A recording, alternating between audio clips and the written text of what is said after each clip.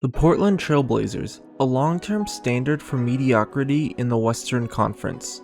Led by Damian Lillard, one of the best guards the league has ever seen, is now on the wrong side of 30 and has only seen the Western Conference Finals once. While he is one of the most loyal players the league has ever seen, his patience is starting to run thin. Now he has a coach he didn't ask for and a lineup that is going to struggle to make it to the second round. Time is running out on this franchise. Lillard, you know him, you love him, and you know he's underrated. After averaging 29 points per game last season, we're going to need to see him do that again if he's going to continue to carry the bulk of this offense. From his scoring on the perimeter and in the paint, he's clearly going to be doing everything for us. While he hasn't ever been near it before, at his peak, I believe Lillard is an MVP caliber candidate, and I want to try and raise him there.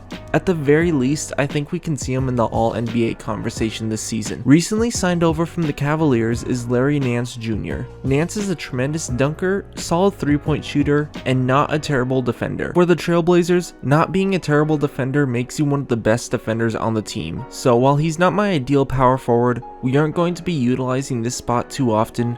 So a lob target who can shoot threes, rebound, and play okay defense is all we need. After missing significant time last year, Jusuf Nurkic is finally back.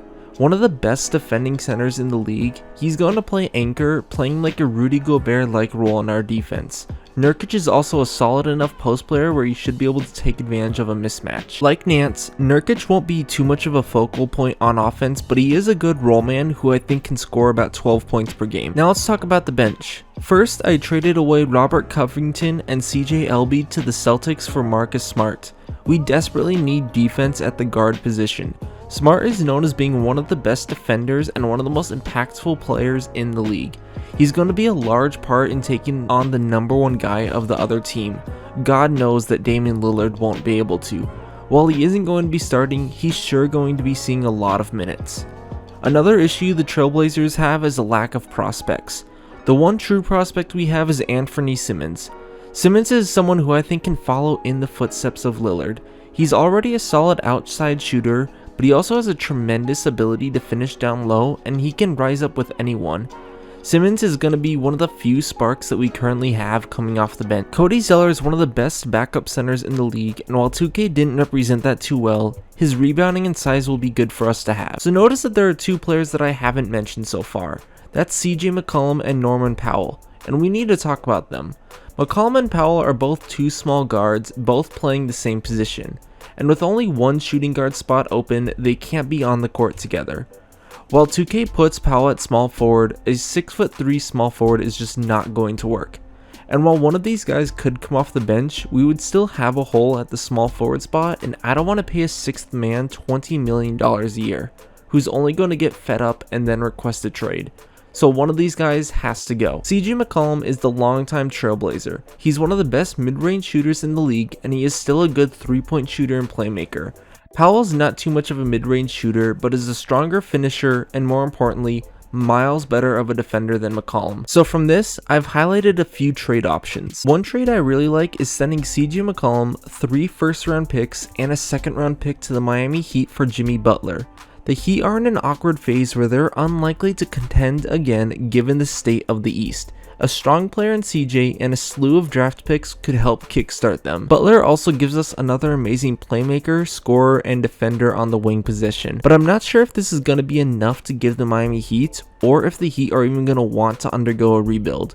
This also gets rid of literally every single draft pick that we have for the considerable future, and I'm not sure if it's worth giving all that up. Another option that I'm a big fan of is sending Cody Zeller and Norman Powell to Orlando for Jonathan Isaac. Isaac would be one of the best defenders in the league. He's a good shot blocker, down low perimeter defender, and he's also standing 6'11". He's also a solid dunker and somewhat capable of shooting the ball. However, he isn't too much of a playmaker, and adding him to the small forward spot would essentially limit us to only 2 real ball handlers. I don't want to move him to the power forward because I want to have a serious height advantage over other teams, but Isaac can easily play and defend the 3 through 5. This trade has a huge defensive upside, but I am a bit concerned that we're going to be giving up too much on offense. Next is a trade that we've of course seen floated around everywhere. This would be sending Anthony Simmons and CJ McCollum down to the Philadelphia 76ers for Ben Simmons. Obviously, we know the Simmons situation, and it's likely he isn't going to be playing with the 76ers this season. The Sixers aren't going to get Lillard like they're looking for, but they may have a chance at getting McCollum. Ben Simmons gives us another amazing defender, playmaker, and a solid enough finisher. He would be a bit of trouble on offense, and I don't count on Nance or Nurkic to space out the floor, but I think if we utilize him in the correct way, we could nullify that a bit. And I also think that Simmons' playmaking could bring Lillard to another level and help balance out this team. The 76ers would also get a win as they're adding a win-now player to go along with Joel Embiid and CJ McCollum, and Simmons could be another long-term prospect for them. One final option for a trade is sending CJ McCollum, Simmons, and 2 first-round picks to the Clippers for Paul George and Keon Johnson. The Clippers are definitely short on draft picks, and while Kawhi's injury may also propel them into a rebuilding stage, Paul George is the perfect player to go alongside Damian Lillard. He can go on or off ball, score from all 3 levels, make his own shot, and defend at a high level. George is also a bigger player that we can move him down to his natural role at the small forward position. And the last move that we made today is we also picked up Marc Gasol. Gasol is a good shooter, has a bit of an old man post game, and is still a pretty solid down low defender. Because he is 36 years old and doesn't have the stamina to compete every single night, I don't foresee him getting more than about 10 minutes per game, or running him in lineups where we just want to space out the floor. And so the last thing that we're going to be talking about in this video is just what the goals are for the season. Obviously, the number one goal is going to be winning a championship. The Trailblazers have gone almost half a century since their last championship, and with one of the best talents that the league has ever seen, it's a disgrace that he hasn't even had a chance to see the finals. My goal in the next few years is going to be to change that and try and get Damian Lillard a championship. This means that we're going to be having to make some win now moves, which is why we're looking at guys like Paul George or Jimmy Butler. And our second goal kind of goes along with this, but I also want to see Damian Lillard build up some accolades. Lillard has been one of the most underrated guards ever since he's entered into the league, and it seems like every other year he's constantly an All-NBA or an All-Star snub. So I want to see Lillard get some All-Star appearances, I want to see him on the All-NBA team, I want to see him put up some crazy stat lines, and maybe if things just go right for us, I want to see Damian Lillard bring home the MVP trophy. And the last goal is going to be trying to turn around the Trailblazers defense. The Trailblazers have just been awful on defense for the last half of the decade, and this has been something that has really limited them, especially when it comes into the playoffs.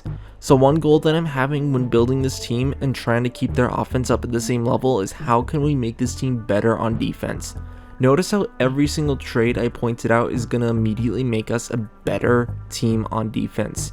Every superstar that we're looking at has to be a defender.